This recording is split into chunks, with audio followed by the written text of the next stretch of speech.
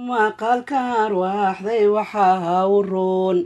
araggayiyo maqalka arwaaxdaba waxaa u roon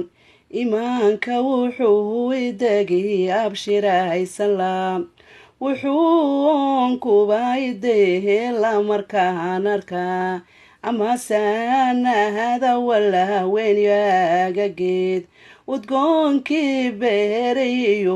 ubaxii baxay ubadka lagu dhalayo weli ee xaanan gelin